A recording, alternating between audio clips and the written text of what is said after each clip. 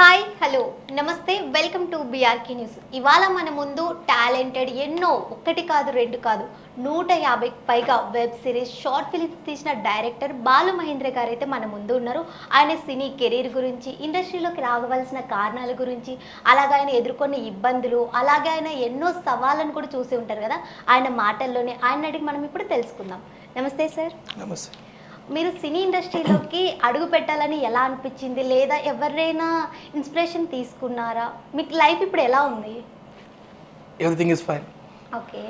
Actually నాకు cinema ఇండస్ట్రీకి రావడానికి కారణం మెయిన్గా మా ఫాదర్. ఓకే. ఒకప్పుడు ఫాదర్ ఏంది అంటే ఒక బుకింగ్ క్లర్క్ ఒక థియేటర్లో పనిచేసేవారు.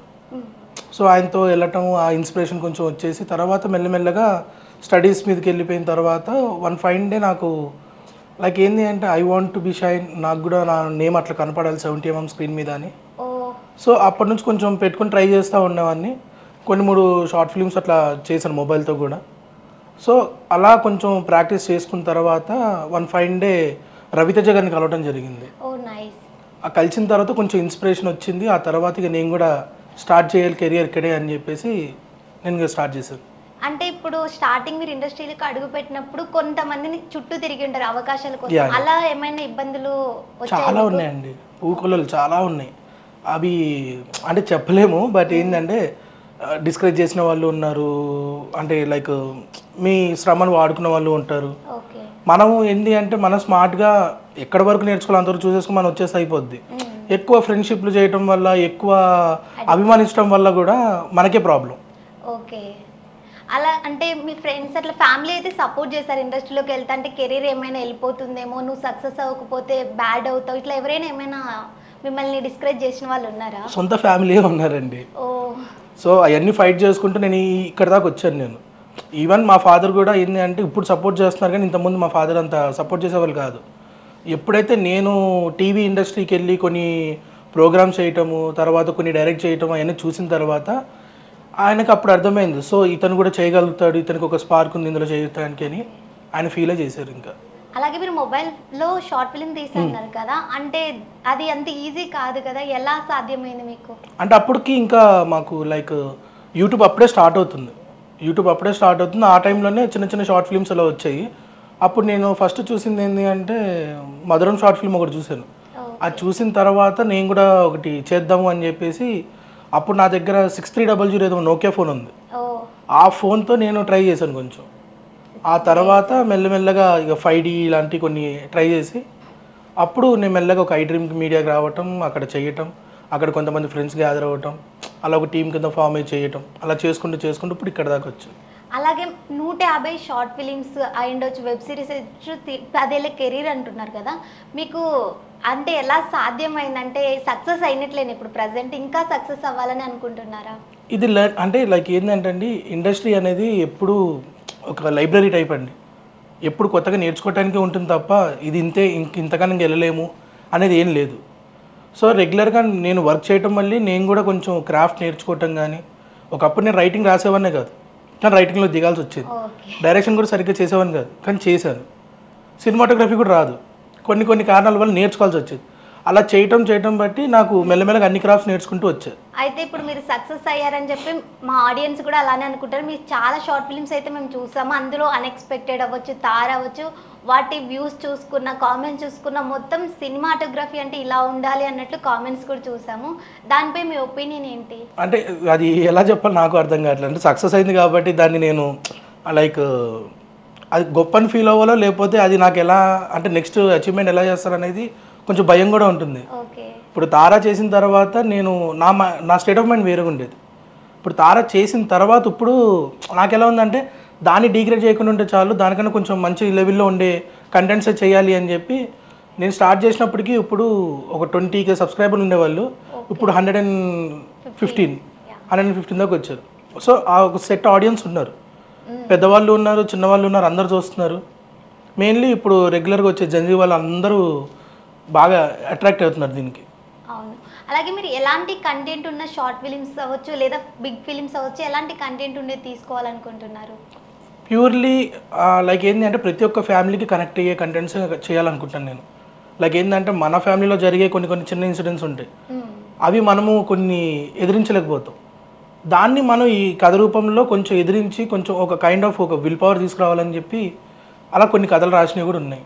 ఓకే, అంటే రొమాంటిక్ డ్రామాస్ కాకుండా ఫ్యామిలీ అందరూ చూసేలాగా రాద్దాం అనుకుంటున్నాను. ఫ్యూచర్లో కూడా ఇదే ప్లానా లేదంటే ఏమైనా మారే ఛాన్సెస్ ఉన్నాయా? అంటే ఇక జనరేషన్ బట్టి, ఇప్పుడు ఉన్న సిచ్యువేషన్ బట్టి, ట్రెండ్ని బట్టి మనం కూడా ఫాలో అవ్వాలి, ఓకే, అడాప్ట్ చేసుకుంటూ వెళ్ళాలి. మరి ఫ్యామిలీ కెరీర్ పరంగా చూసుకుంటే ఇప్పుడు అందరు సపోర్ట్ చేస్తున్నారు, అంటే సక్సెస్ అయ్యారు కదా. ఒకప్పుడు డిస్కరేజ్ చేసిన వాళ్ళు ఇప్పుడు సపోర్ట్ చేస్తున్నారు, ఇప్పుడు కూడా అలాగే ఉన్నారా? అనే వాళ్ళు అంటూనే ఉంటారు, మనం వింటూ ఉండాలి, వదిలేస్తూ ఉండాలి. చిరంజీవి గారు ఒకటి కథ చెప్పారండి, లైక్ ఏంటంటే బావిలో కప్పలు ఉంటాయి, ఒక కప్ప మాత్రం ఎగురుతూ వెళ్తుంది ఎందుకంటే అది చోటిది అని. ఈ అరిచి అన్ని పట్టించుకుంటే మనం పైకి ఎదగలేము. సో మనం చోటి కప్పలాగా గమ్మున మన పని మనం చేసుకుంటూ వెళ్ళిపోతే హ్యాపీగా వెళ్ళిపోవచ్చు. నెక్స్ట్ పెద్ద ప్రాజెక్ట్స్ చేయాలనుకుంటున్నారు లేదా షార్ట్ ఫిలిమ్స్ తోనే మీ టాలెంట్ ని బయట చూపిద్దాం అనుకుంటున్నారు? లేదు, ఇప్పటి వరకు నేను ఒక 4-5 ఫిలిమ్స్కి రైటర్గా కూడా చేశాను, అసోసియేట్గా చేశాను, అసిస్టెంట్గా కూడా చేశాను, డైరెక్షన్ డిపార్ట్మెంట్ కూడా చేశాను. అందులో కొన్ని మా ఫ్రెండ్స్ వాళ్ళే ఉన్నాయి, కొన్ని పెద్ద డైరెక్టర్ ఉన్నారు, కే విజయభాస్కర్ గారు అని చెప్పేసి, మన సొంత లైక్ ఆయన. సో ఆయన పెద్ద డైరెక్టర్ దగ్గర నేను వర్క్ చేయటము ఆయన దగ్గర, అది చాలా మంచి హ్యాపీ అనిపించింది నాకు. అలా ఇంకొంచెం పెద్ద పెద్దగా ఇప్పుడు సందీప్ రెడ్డి గారి దగ్గర, ఆర్జీవి గారి దగ్గర ఇలా చేయాలని ఉంది. ఓకే, మరి ఛాన్సెస్ వస్తున్నాయా? అంటే వాళ్ళు ఎలా రిసీవ్ చేసుకుంటున్నారు మిమ్మల్ని? వర్క్స్ ఎలా ఉంటుందండి, ఇక్కడ టాలెంట్ మెయిన్, ఎక్స్పీరియన్స్ కాదు. నువ్వు ఎంత తొందరగా చేసి నువ్వు డ్రాఫ్ట్ చేసిస్తావో అది ముఖ్యం. ఆ డైరెక్టర్ కావాల్సింది నువ్వు ఇచ్చావా అంటే నువ్వు ఉంటావు, ఆన్ టైంలో నువ్వు ఇవ్వలేదు అంటే నేను పక్కన పెట్టేసి ఇంకొని చూసుకుంటారు. సో మనం త్వరగా ఇవ్వడానికి ట్రై చేయాలి అండ్ క్వాలిటీ కూడా మెయింటైన్ చేయాలి. మీ ఫేవరెట్ డైరెక్టర్ ఎవరు? ఇప్పటి వరకు ఉన్న డైరెక్టర్లో ఎవరితో కలిసి పని చేయాలనుకుంటున్నారు? త్రివిక్రమ్ గారు. ఎందుకు? నాకు ఆయన చాలా ఇన్స్పిరేషన్ అండి. అంటే డైరెక్టర్ కానీ కాకుండా ఒక రైటర్గా ఆయన రాసే ఒక్కొక్క పదాలు ఉంటాయండి, అవి కరెక్ట్గా ప్రతి ఒక్క మనిషికి టచ్ అవుతూ ఉంటాయి. నేను అలా ట్రై చేస్తూ కొన్ని కామిక్ వేలో ట్రై చేస్తూ ఉంటాను. ఖాళీగా ఉంటే కాలింగ్ బెల్ కొట్టు, ఇట్లా సంథింగ్ ఎల్స్ కొన్ని రైమింగ్లో రాస్తూ ఉంటాను. సో ఆయనతో ఎప్పుడైనా వర్క్ చేయాలని చెప్పి నాకు చాలా ఆశ. ఒకవేళ ఛాన్స్ వస్తే అది ఖచ్చితంగా మీరు యూటిలైజ్ చేసుకుంటారా? పక్కా. ఒకవేళ ఆయనతో ఛాన్స్ వచ్చి ఏ హీరోతో ఏ హీరోయిన్తో వస్తే బాగుంటుంది అని అనుకుంటున్నాను? నాకు ఫేవరెట్ అంటే పవన్ కళ్యాణ్ గారు. బై లక్ నాకు అది కనుక ఛాన్స్ వచ్చిందంటే ఖచ్చితంగా నేను వెళ్ళిపోతాను ఇంకా. ఓకే, మరి heroine? Samantha or any other. Okay, Samantha గారితో ఛాన్స్ వస్తే పక్కా మీరు సినిమా అంటే ఆయన డైరెక్షన్లోనే చేస్తారా లేదు మీ ఓన్గా కూడా ఛాన్స్ వస్తే ఎలా ఉంటుంది? జనరల్గా ఇప్పుడు యాజ్ ఎ డైరెక్టర్గా నాకు కూడా ఉంటుంది కదా, ఓన్గా నేను కూడా చేయాలి అని. సో యాజ్ ఎ డైరెక్టర్గా అయితే నేను చేస్తాను, అసిస్టెంట్ అయితే కనుక డైరెక్షన్ డిపార్ట్మెంట్ చేస్తాను. ఓకే, ఒకవేళ మీరు పెద్ద డైరెక్టర్ అయితే చిన్న వాళ్ళు ఇప్పుడు చూసుకున్నట్లయితే కొంతమంది అవకాశాల కోసం ఎదురు చూస్తుంటారు కదా, అటువంటి వాళ్ళకి మీరు ఛాన్సెస్ ఇస్తారా? యా, పక్కా. ఆల్రెడీ మా టీం ఉంది, మమతా నారాయణ ఛానల్ కానీ, ప్యాకప్ ఛానల్ అని చెప్పి మా నిఖిల్ది కానీ. మేము ఏంటంటే కొత్త టీంని ఫామ్ చేద్దామని ఉంటున్నాం, ఎప్పటికీ కొత్త వాళ్ళని ఎంకరేజ్ చేద్దాం, ఎందుకంటే మాకు చేసిన వాళ్ళు ఎవరు లేరు. కొంచెం ఇప్పుడు మేము సపోర్ట్ ఇచ్చి వాళ్ళకైనా హెల్ప్ చేద్దామని చెప్పి కొంతమంది తీసుకోవడం కూడా అయ్యింది.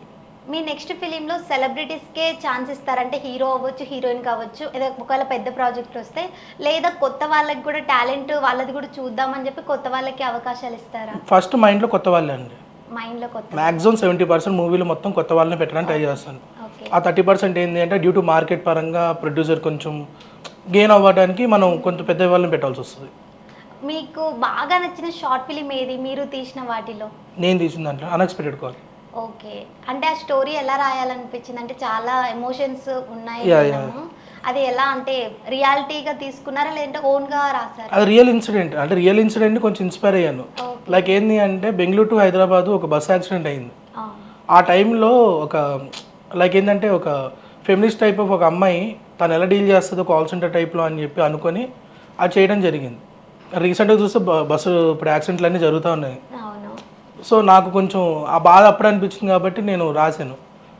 అందులో మీరు గమనిస్తే ఒక 45 years అబ్బాయి అమ్మాయిని అడుగుతుంటాడు, పర్మిషన్ అడుగుతుంటాడు, కానీ 4 years కిడ్ మాత్రం చాలా మెచ్యూర్డ్గా మాట్లాడుతూ ఉంటాడు. అది మెయిన్గా నేను రాసుకున్న డిజైన్ అది. Okay, nice. మరి ఫ్యామిలీ బ్యాక్గ్రౌండ్ అయితే ఇప్పుడు సపోర్ట్ చేస్తున్నారని మేమైతే అనుకుంటున్నాం కదా, మరి పర్సనల్ లైఫ్లో మీకంటూ ఒకరు ఉంటారు కదా, వాళ్ళు ఎలా రిసీవ్ చేసుకుంటున్నారు? ఎవరు లేరు. Okay, nice. అలాగే ఇప్పుడు ఒకవేళ త్రివిక్రమ్ గారితో మీకు డైరెక్షన్ వస్తుంది ఛాన్స్ అని మేము కూడా కోరుకుంటున్నాము, వస్తే అప్పుడు మీ ఫీలింగ్ ఏంటి అసలు? అంటే ఎలా రియాక్ట్ అవుతారు? పబ్లిసిటీ మీరే చేసుకుంటారా? లేదా అంటే సోషల్ మీడియా ప్రభావం ఎక్కువ ఉంది కదా, వాటిని ఎలా యూటిలైజ్ చేసుకుంటారు? వర్క్ ముఖ్యం అండి. ఓకే. నేను ఎగరటం కాదు, ఫస్ట్ వర్క్ చేయడం ముఖ్యం. ఓకే. ఒకవేళ మీ పేరెంట్స్కి ఏదైనా చెప్పాలనుకుంటే మా ఛానల్ తరపున వాళ్ళకి ఏం చెప్తారు? పేరెంట్స్ కావచ్చు, ఆడియన్స్ కూడా. ఏం నాకంటే ఏం లేదండి. ఫస్ట్ ఆఫ్ ఆల్ నాకు జన్మనిచ్చినందుకు చాలా థ్యాంక్స్. నేను ఇక్కడ దాకా రావటానికి ఒక రకంగా సపోర్ట్ చేశారు. ఆ సపోర్ట్కి ఇంకా థ్యాంక్స్. అలాగే 10 ఏళ్ళ మీ కెరీర్లో ఎన్నో సవాళ్ళు ఉంటాయి కదా, మీరు అసలు ఈ ఇండస్ట్రీకి ఎందుకు వచ్చాను బాబు అనుకునే సిచ్యువేషన్స్ ఏమైనా ఉన్నాయి? అలా ఉంటే నేను ఇంకా ఇండస్ట్రీలో వదిలేసి వెళ్ళిపోవాలి. అలా ఎప్పుడు అనుకోకూడదు. ఎందుకంటే ఇండస్ట్రీ చాలా ఇస్తుంది. అది నువ్వు తీసుకునే సిచ్యువేషన్ లేనప్పుడు నువ్వు ఏం చేయలేవు. అది ఇప్పుడు ఇండస్ట్రీకి మీరు వచ్చారు కదా, హ్యాపీయేనా? చాలా హ్యాపీ. Okay, nice. అలాగే ఇప్పుడు షార్ట్ ఫిలిమ్సే కదా, ఫ్యూచర్లో ఫిలిమ్స్ వస్తున్నాయి కదా, ఇప్పుడు ఏదైనా ఉందా లేదంటే ఇంకా ప్లాన్లోనే ఉన్నారా? ఇప్పుడు నా ఈ 3 ఫిలిమ్స్ ఒకటి సైన్ అయి ఉన్నాయి. ఓకే. దాని స్క్రిప్ట్ వర్క్ జరుగుతుంది. అందులో ఒకటి సత్యదేవ్ గారి హీరోగా అనుకుంటున్నాను, ఇంకోటి సాయిధర్మ తేజ్ గారి హీరోగా అనుకుంటున్నాను. సో అవి అయితే స్క్రిప్ట్ వర్క్లో ఉంది. అది అయిపోయిన తర్వాత then I let you know. Okay, thank you so much sir. మీరు ఇప్పటికే మాకు చాలా ఇన్ఫర్మేషన్ ఇచ్చారు కదా, మాకు తెలిసినవే అడిగాము, మాకు తెలియనివి ఏమైనా మీ దగ్గర దాగుంటే అవి ఏమైనా చెప్తారా? అంటే మీరు అడిగితే నేను చెప్పగలుగుతాను, నాకు అంటే నేను ఎలా చెప్పగలుగుతాను అది. అంటే కొన్ని ఉంటాయి కదా, మీ పర్సనల్ లైఫ్ అవ్వచ్చు, ప్రొఫెషనల్ లైఫ్ అవ్వచ్చు, అందరూ అన్నీ చెప్పుకోలేరు కదా, బట్ ఏదైనా సీక్రెట్స్ ఉంటే కొన్ని చెప్తారేమో అని చెప్పి ఎక్స్పెక్ట్ చేస్తున్నాం మేము. సీక్రెట్స్ చెప్తే ఎలా ఉంటుంది సీక్రెట్స్ అది? అంటే 1-2 రివీల్ చేస్తే మేము హ్యాపీ కదా, అంటే మంచిగా రిసీవ్ చేసుకుంటారు, ఆడియన్స్ కూడా యూజ్ అయ్యేలా ఉంటుంది కదా. యాక్చువల్లీ నేను ఒకటే చెప్పగలుగుతానండి. అంటే ఇక్కడ ఇండస్ట్రీలో కష్టాలు ఉంటాయి, కన్నీళ్ళు ఉంటాయి, హార్డ్ వర్క్స్ ఉంటాయి, స్మార్ట్ వర్క్స్ ఉంటాయి, చాలా ఉంటాయి. కానీ ఆ సిచ్యువేషన్ తగ్గట్టు నువ్వు ఎలా రియాక్ట్ అవుతున్నావు అనేది మెయిన్ థింగ్. అండ్ ఇక్కడ ఏంటి అంటే నువ్వు ఎంత వర్క్ చేసావని ముఖ్యం కాదు, నువ్వు ఎంత సక్సెస్లో ఉన్నావు అనేది ముఖ్యం. నువ్వు సక్సెస్లో ఉంటేనే నీకు వాల్యూ ఉంటుంది. ఆ సక్సెస్ లేకుండా నువ్వు ఎంత కష్టపడినా వాల్యూ అనేది ఉండదు. So try for success, smart work చెయ్యి, హార్డ్ వర్క్ కూడా చేస్తూ ఉండు. అది ఎంతవరకు అచీవ్ అవ్వాలో అంతవరకు అచీవ్ అవుతుంది. అలా అని చెప్పి డిస్కరేజ్ అవ్వకుండా ఇంకా నెక్స్ట్ దాని గురించి ఆలోచిస్తూ ఉండాలి. ఓకే. ఇండస్ట్రీలో మీకు బాగా సపోర్ట్ చేసే సెలబ్రిటీస్ ఎవరైనా ఉన్నారా? ఉంటే వాళ్ళ గురించి మీరు ఏం చెప్తారు? వాళ్ళు ఇప్పుడు చాలా మంచి పొజిషన్లో ఉన్నారు. వాళ్ళు ఇప్పుడు ఆ పొజిషన్లో ఉండడానికి కూడా నేను చాలా హ్యాపీగా ఫీల్ అవుతుంది. ఎందుకంటే ఆ జర్నీ అలా ఉండేది మాది. ఆ జర్నీ చూసినప్పుడల్లా ఎక్కడ ఉండేవాళ్ళం ఇప్పుడు ఇక్కడ దాకా వచ్చాము అనేది ఒక చిన్న హ్యాపీనెస్ ఉంటుంది. అంటే మీకు బాగా సపోర్ట్ చేసే సెలబ్రిటీ ఎవరు? అంటే హీరో అవ్వచ్చు, డైరెక్టర్ అవ్వచ్చు, హీరోయిన్ అవ్వచ్చు, లేదా చిన్న చిన్న వేరే యాక్టర్స్ అవ్వచ్చు. చిన్న అంటే ఇప్పుడు నాకున్న ఫ్రెండ్స్లో నవీన్ అనే ఒక అబ్బాయి, ఇంకోటి మమతా నారాయణ అనే అమ్మాయి, మేమందరం ఒక టీం కింద ఫామ్ అయినప్పుడు ఇప్పుడు దాకా మేము ఏం చేసినా కూడా సపోర్ట్ చేస్తూ వచ్చారు. ఇది కాదు అనుకుంటా. ఎందుకంటే వాళ్ళు మేము స్టార్టింగ్ స్టేజ్లో ఉన్నప్పుడు ఉన్నారు, ఇప్పటికీ ఉన్నారు. It's a journey between 8 years మాతో వాళ్ళు ఉన్నది. సో ఇట్లా సపోర్ట్ చేస్తూ ఉంటేనే ఇండస్ట్రీలో ఎదగలం. ఇక్కడ చాలామంది ఏంది అంటే వాడు ఎదిగేస్తున్నాడు అని చెప్పేసి వాడికి సెంటర్ అంటే వాడి చుట్టూ ఉన్న వాళ్ళని మనకే అడాప్ట్ చేసుకుందాం అనుకుంటారు. అలా చేయడం వల్ల ఏమవుతుంది అంటే వాడే ఇంకా ఎదుగుతాడు. ఆడికి ఎందుకంటే లేనిపోని కసి క్రియేట్ చేస్తావు. ఆ కసి క్రియేట్ చేయడం వల్ల వాడేం చేస్తాడు, ఆడుకున్నదంతా బలం అంతా రైటింగ్లో పెడతాడు. యాజ్ అ రైటర్ అయితే రైటర్, డైరెక్టర్ అయితే డైరెక్టర్, సినిమాటోగ్రాఫర్ అయితే సినిమాటోగ్రఫర్, క్రాఫ్ట్ మీద ఫోకస్ చేసుకుంటే ఆడు ఇంకా షైన్ అవుతాడు. మనం ఇంకా ఇలానే తోసుకుంటూ కూర్చుంటే మనకేం కాదు. అయితే పెద్ద డైరెక్టర్లో ఇప్పటివరకు మీరు చాలా మందిని కలిసారు కదా, మీకు బాగా అంటే సపోర్ట్ చేస్తాను ఖచ్చితంగా నువ్వు నాదంతా ఉండాలి, నా ప్రాజెక్ట్లో ఉండాలని అనేవాళ్ళు ఎవరైనా ఉన్నారా ఇప్పటి వరకు? అంటే ఉన్నారండి, పేర్లు చెప్పకూడదు, అది తప్పది. ఎందుకంటే చాలామంది డైరెక్టర్స్ వర్క్ చేయాలి కాబట్టి అలా ఎవరితో చెప్పకూడదు. బట్ నాకేంటంటే సపోర్ట్ చేసేవాళ్ళు ఉన్నారు, ఎంకరేజ్ చేస్తూ ఉన్నవాళ్ళు, డిస్కరేజ్ చేసేవాళ్ళు కూడా ఉన్నారు కొంతమంది. బట్ నాకేంది అంటే వాళ్ళు ఉండటం వల్ల కూడా నాకు చాలా ప్లస్. ఎందుకంటే వాళ్ళకి నేను చేసే వర్క్ ఎంతో కొంత నచ్చుతుంది అని చెప్పి నేను వర్క్ చేస్తూనే ఉంటాను. అలాగే ఇప్పటి వరకు మామూలుగా పాలిటిక్స్ అనేది ఏ రంగంలోనే ఉంటాయి, సినీ రంగంలో అవి ఎక్కువ ఉంటాయని విన్నాం కదా, నిజంగానే పాలిటిక్స్ అనేవి ఉన్నాయో, వాటి ప్రభావం మీ పైన ఎలా ఉంది ఇప్పటి వరకు? పాలిటిక్స్ అంటే అది అందరికి తెలిసిందే, మళ్ళీ అది కొత్తగా చెప్పాల్సిన అవసరం లేదు. ఫేవరెటిజమ్స్ ఉంటాయి, కొన్ని ఉంటాయి. ఓకే, అంటే మీ పైన ఏదైనా ఎఫెక్ట్ పడిందా అలాంటి సిచ్యువేషన్స్?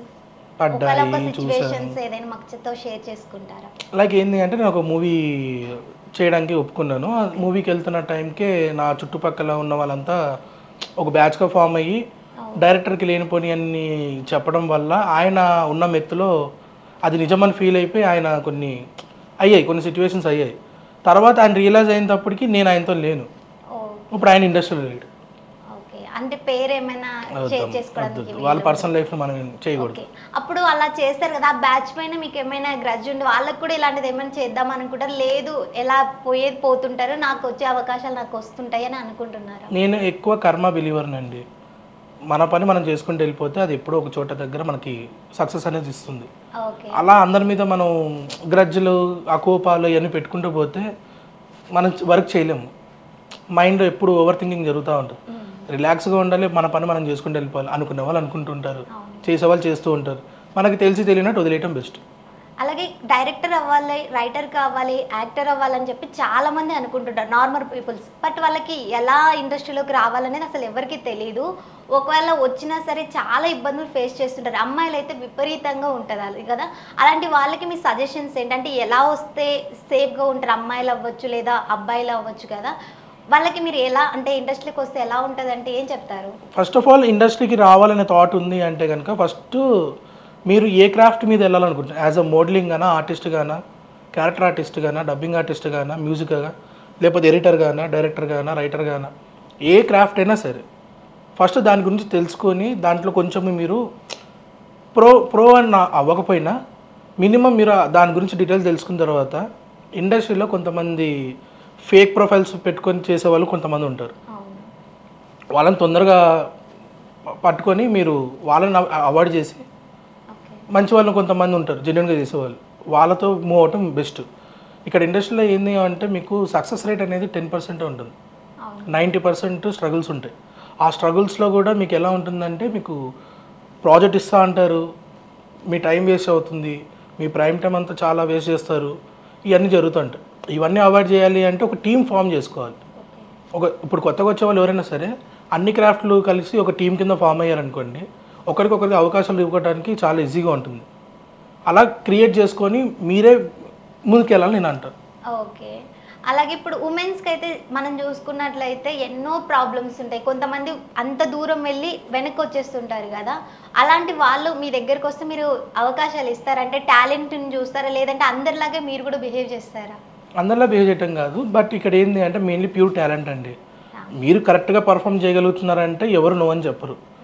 ఇక్కడ ప్రాబ్లం ఏమవుతుందంటే టాలెంట్ లేని వాళ్ళు కూడా వచ్చి వాళ్ళు కొన్ని చేయటం చేయటం వల్ల ప్యూర్ టాలెంట్ ఉన్న వాళ్ళకి అవకాశాలు రావట్లేదు. అది ఫేవరెటిజం అనుకోవచ్చు, ఇంకేమైనా అనుకోవచ్చు. బట్ ఇక్కడ ఏంటి అంటే మీరు టాలెంటెడ్ అయితే ఖచ్చితంగా మీకు పని అనేది ఉంటుంది. మీరు టాలెంట్ కాకుండా అనివార్య కారణాలు చాలా అన్ని క్రియేట్ చేసుకుంటా పోతే ఇంక ఇండస్ట్రీలో ఏం చేయలేం.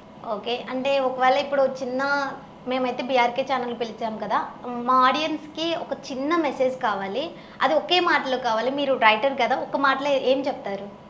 ఎప్పటి నుంచో చెప్పాలనుకునేది ఉంది. వర్క్ అనేది చేస్తూ ఉండాలండి. వర్క్ చేస్తేనే దాని తగ్గట్టు ప్రతిఫలం కూడా వస్తుంది. కానీ ఆశ కోసం అంటే ఆశపడి వెళ్ళకూడదు. ఎప్పుడు ప్రేమిస్తూ వెళ్తే మీకు వర్క్ అనేది ఇంకా చాలా షైన్ అవుతారు. రైటింగ్ గురించి అయితే చాలా మందికి తెలీదు. ఒకవేళ మీరు రైటింగ్ ఎలా రాస్తారంటే మైండ్ డెడికేషన్తో రాస్తారంటే క్రాఫ్ట్ గురించి అవ్వచ్చు, డైరెక్షన్ గురించి, ఎడిటింగ్ గురించి మాకేం చెప్తారు? క్రాఫ్ట్లో మెయిన్ థింగ్ లైక్ ఏంది అంటే స్పీల్బర్గ్ ఒక మాట చెప్పారు, every idea is a bad idea, దాని నుంచే గుడ్ ఐడియా తీసుకురావాలి అంటారు. సో రైటింగ్ చేసేటప్పుడు ఏంటంటే ఒక థాట్తో రాస్తాం, అది రాసినప్పుడు ఏంటి అంటే అది ఎలాగో బ్యాడ్ ఐడియాగా ఉంటుంది. కానీ అది డిస్కషన్లోకి వెళ్ళిన తర్వాత అదొక మంచి ఫామ్ అయిన తర్వాత ఒక స్టోరీగా బిల్డ్ అవుతుంది. సో రైటింగ్ చేసే వాళ్ళు ఎవరైనా సరే ఫస్ట్ పెన్ను పేపర్ మీద పెట్టేసి రాసేసుకుంటే ఆ స్టోరీ ఒకటి వచ్చిన తర్వాత దాన్ని వెళ్ళి ఒక ఫ్రెండ్స్తో డిస్కషన్ చేయాలి. డిస్కషన్ చేసిన తర్వాత అది కరెక్టా రాంగా అనేది ఆ జడ్జిమెంట్ని బట్టి మీకు ఐడియా వస్తుంది. అండ్ ఎడిటర్లు ఏంది అంటే మెయిన్ థింగ్ మీకు ఎల్ కట్ ఆర్ కట్ అని చెప్పేసి ఈ ఫార్మేట్తోనే మీకు ఎడిట్ చేస్తూ ఉంటారు. ఈ ఎడిటింగ్లో మీకు మెయిన్ థింగ్ ఏంటి అంటే అందులో ప్రో అవ్వాలి అంటే ఆ క్రాఫ్ట్ గురించి, దాని టెక్నిక్స్ గురించి, దాని స్మార్ట్ మొత్తం అంతా నేర్చుకోవాలి.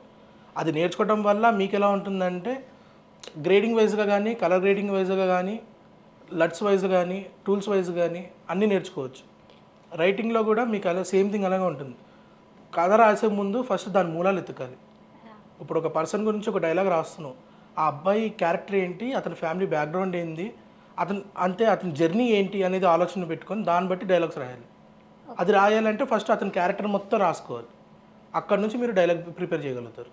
క్రాఫ్ట్ అంటే అసలు కొంతమందికి బేసిక్ కూడా తెలియదు కదా, అది ఎలా ఫస్ట్ మనకి రావాలంటే ఏం చేయాలి అసలు?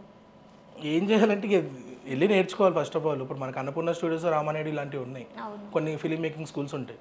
అక్కడ నేర్చుకోవాలి అని చెప్పి కొంతమంది పైసలు కట్టి జాయిన్ అయ్యి ఇట్లా నేర్చుకుంటూ ఉంటారు. నా గెస్ ఏంటి అంటే మీరు ఫస్ట్ ఎక్స్పీరియన్స్ అవ్వకుండా అయితే మీకు క్రాఫ్ట్ రాదు. యా. బుక్లో చూసి లేకపోతే డిజిటల్గా వాళ్ళు చెప్పేది ఉంటే రాదు. మీరు ఆన్ ఫీల్డ్లో దిగి సెట్స్లో తిరిగి మీరు నేర్చుకుంటే కానీ మీరు అందులో అంటే దాని గురించి ఇంకా ఐడియా రాదు. నేను లిటరరీ ఒక 20 మూవీస్ దాకా అట్లా చేశాను కాబట్టి ఆ సెట్లో ఉన్నాను కాబట్టి నాకు ఆ వర్క్ ఏంటి, అది ఎలా ఉంటుంది, ఆ డైమెన్షన్ ఏంటి అని మొత్తం నేర్చుకున్నా. యా. సో నాకు అది ఎక్స్పీరియన్స్ అయ్యింది. అలా ఎవరైనా సరే అలా క్రాఫ్ట్ నేర్చుకోవాలి అనుకుంటే వాళ్ళు కూడా ఎక్స్పీరియన్స్ చేస్తూనే వస్తుంది. ఓకే. అలాగే ఇప్పుడు స్క్రీన్ ప్లే డైరెక్షన్ అని ఉంటుంది కదా, అది కొంచెం అటు ఇటు అయినా సరే మొత్తం మూవీకి ఎఫెక్ట్ పడుతుంది. అవును. అది ఎలా అంటే సాధ్యం అవుతుంది మీకు? అంటే ఇప్పుడు ఒక స్టోరీకి మేము లిటరలీ రాసుకునేది ఒక 10 to 15 డ్రాఫ్ట్స్ ఉంటాయి. అంటే 15 డ్రాఫ్ట్స్ అంటే లిటరలీ మేము ఒక్కొక్క స్టోరీకి 200 పేజీల దాకా మేము సీన్స్ డైలాగ్స్ రాసి పెట్టుకుంటాం. డే బై డే దాన్ని డ్రాఫ్ట్స్ మారుస్తూ మేము ఒక 15 కాపీస్ పెట్టుకుంటాం. ఓకే. సో ఎలా ఉంటుందంటే మీకు కథ రాసుకునేటప్పుడు ఆ క్యారెక్టరు, ఆ డైమెన్షను అండ్ ఆ ఎమోషను అవి కరెక్ట్గా కుదిరితేనే నువ్వు మూవీ తీయగలుగుతావు. అవి రావటానికి ఎన్ని రోజులైనా సరే టైం అవుతుంది. ఓకే. కథ రాస్తుంటారు కదా, కొన్నిసార్లు మీరు ఎవరైనా యాక్టర్ దగ్గరికి వెళ్ళి కథ చెప్తుంటారు, వాళ్ళు ఏదైనా చేంజెస్ చేస్తుంటారు కదా, అప్పుడు మీ ఫీలింగ్ ఏంటి అసలు? చిన్న చేంజెస్ అయితే ఓకే. మొత్తం మొత్తం కథే మార్చాలి అంటే కనుక నాకు ఆ హీరోనే వద్దు. ఓకే. ఒకవేళ మీరు అన్నారు కదా పెద్ద హీరో దగ్గరికి ఆ ప్రాజెక్ట్ వెళ్తుంది, అతను మొత్తం స్టోరీ మార్చేసి నేను మీతోనే తీస్తాను అంటే అప్పుడు మీరు ఎలా రిసీవ్ చేసుకుంటారు? ఆ కథ మొత్తం చేంజ్ చేస్తారా, లేదంటే ఆ హీరోని కూడా వద్దు అని అనుకుంటారా?